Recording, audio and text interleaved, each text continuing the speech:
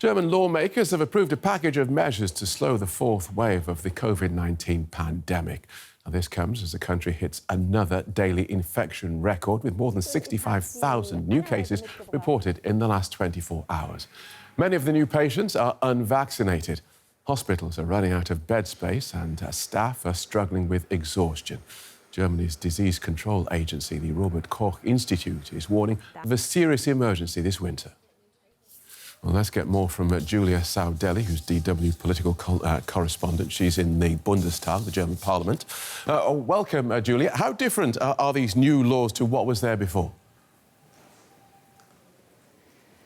Well, the big difference is that what has been in force until now was something that the government had to call, and that was a pandemic state of emergency. The pandemic state of emergency made it possible for Germany's federal government to implement restrictions and quite tough measures themselves, like closing shops or restaurants or closing schools, for example, without having to go through the German parliament. Now, the parties that are looking to form the next government coalition, so the Greens, the Social Democrats and the FDP, have decided to let this pandemic state of emergency expire. That happens next week, and to instead propose a new law that gives Germany's federal states a toolkit for them to apply measures that are needed to stem the current wave of the pandemic. So that sort of shifts the power dynamic a bit from the federal government to the parliament and Germany's states. Now, some of these measures had already been in place before, for example, the possibility to implement a mask mandate or to enforce social distancing, but there are some new measures that are added to this toolkit. One of these measures is the need for employees to be vaccinated or to test negative to be able to access their workplace. This also applies to public transport. For example, to access a train or a bus, someone has to be vaccinated or tested negative.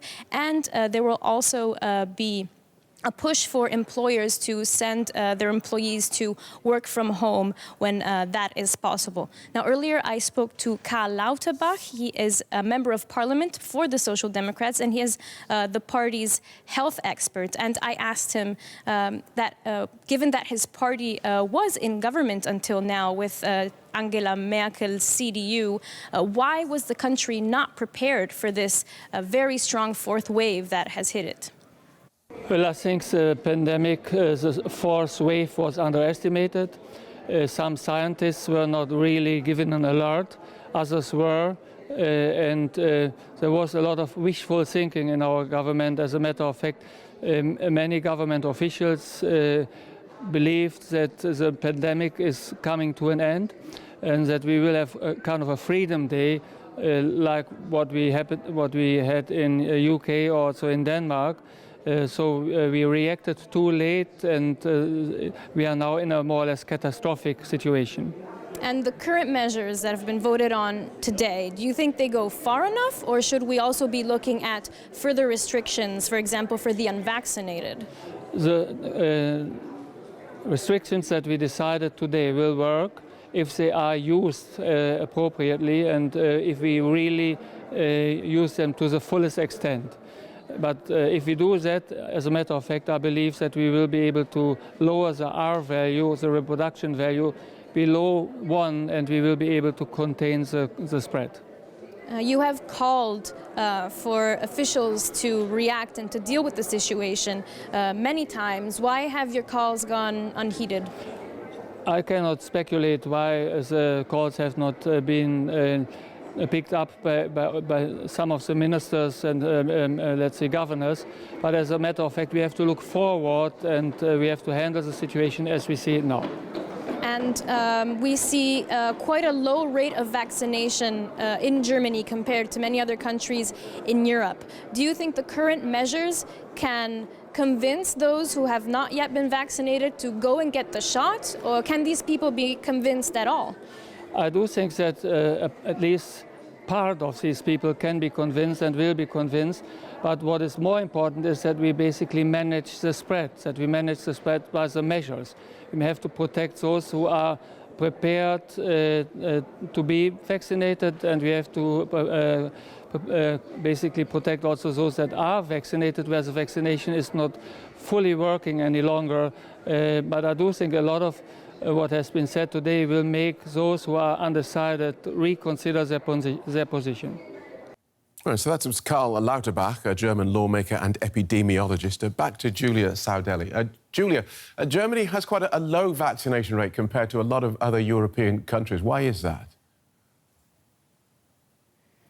There are a lot of factors at play. There is a certain part of the population that doesn't seem to want the vaccine at all, and it's experts have also said that it might be hard to convince them. But we have also seen, for example, a lot of big vaccination centers being closed recently in Germany because a lot of the doses had been distributed and a lot of these places were shut down. We've also seen now, for example, with booster shots, maybe the communication in terms of how important it is to get the booster shot has not been very clear.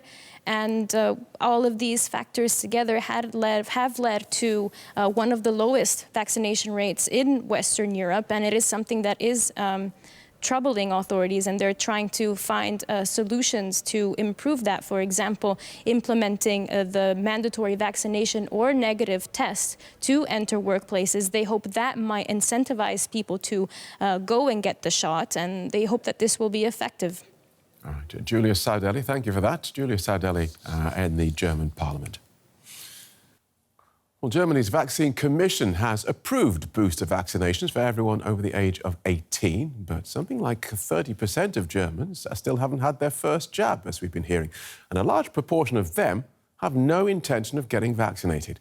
And that includes some who work with society's most vulnerable. It was a huge shock when 16 residents at this care facility for the elderly in Brandenburg died from COVID-19, despite having been fully vaccinated. The case made headlines nationwide because about half of the facility's staff had not had the jab. It naturally made everyone very sad to hear that it came from the nursing staff. Of course, once again, it makes you aware that old people in particular are dependent on care workers. Germany is currently discussing making vaccination compulsory, and not only for nursing staff. I work in the field of medicine, and I can't understand when people with medical training are opposed to it. It's incomprehensible to me. They are in constant contact with the outside world, and they could carry the infection into the home with them, without wanting to and without knowing it. Vaccination rates across Germany are well below target. But even if people want to be vaccinated, it's often difficult to make an appointment. Here in Bernau, north of Berlin, there is a pop-up vaccination center once a week in the town hall. People queue for hours to get vaccinated. Most want a booster shot. It's annoying that vaccination centers were shut down just over a month ago. Then, shortly afterwards, they announced that they wanted to vaccinate several million people within a short space of time. It's annoying, but we'll still do everything we can to vaccinate as many people as possible. But that will only work hand in hand with local doctors. Some doctors have stopped offering the jab. The government has increased the fee a doctor gets for administering the vaccine to take the pressure off vaccination centers.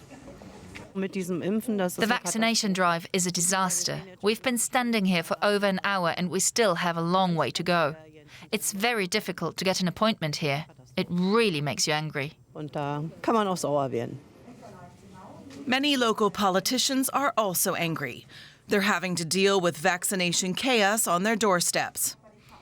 Unlike in many other countries, Germany has plenty of vaccines to go around.